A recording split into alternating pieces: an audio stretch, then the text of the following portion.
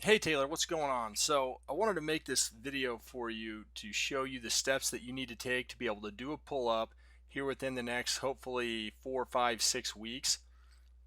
And all you need is access to a pull-up bar, so you don't need any fancy equipment. So there are other exercises that you could possibly do, but this is the simplest and most effective routine that I could think of.